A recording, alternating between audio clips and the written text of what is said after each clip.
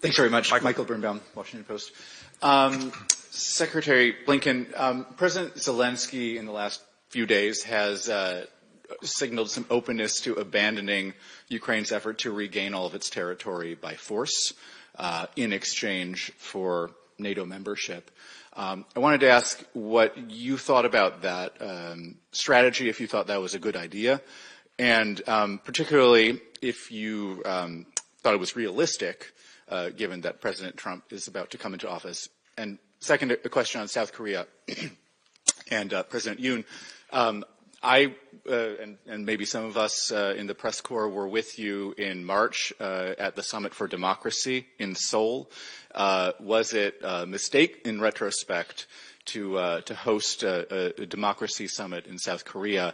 And are you concerned that Kim Jong-un is going to use this moment of instability in South Korea and transition in the White House to stage a provocation? Thanks a lot. Great. Thanks, Michael. So with regard to Ukraine, the most important foundational proposition is this: Ukraine and Ukrainians will decide their future. Any decisions that are made about how Ukraine engages the Russian aggression, where it wants to go, what it wants to do, these are decisions for Ukraine and its democratically elected leadership to make. And so from day one, we've repeated and we adhere to the mantra of nothing about Ukraine without Ukraine. Well, Ukraine has to make these decisions. I think what we're working to do in the time that we have left is to give Ukraine, to give our own country, to give all the allies and partners that support Ukraine the strongest possible hand to use next year and beyond. If Ukraine determines that it needs to continue the fight, we want to make sure it has what it needs to continue that fight: the money, the munitions, the mobilized forces. If it chooses to engage in a negotiation, and that assumes, of course, that Putin and Russia have any intent of doing that, then, again, we want to make sure it's from a position of strength.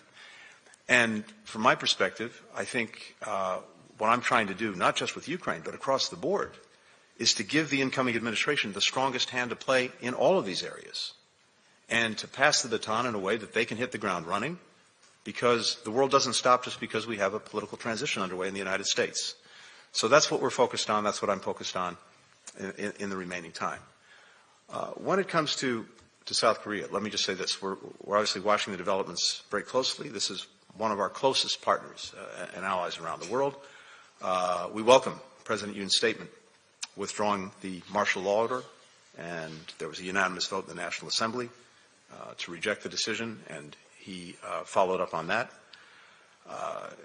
In our judgment, any political disagreements need to be resolved peacefully and in accordance with the rule of law. Korea has been an extraordinary story, an extraordinary success story over the last 3 or 4 decades.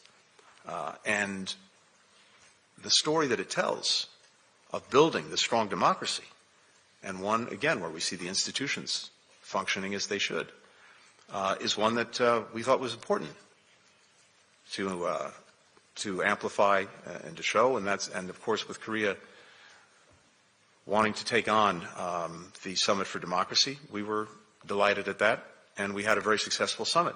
But again, I think Korea is one of the most powerful stories in the world about the emergence of democracy and democratic resilience. And we'll continue to look to Korea to set that example.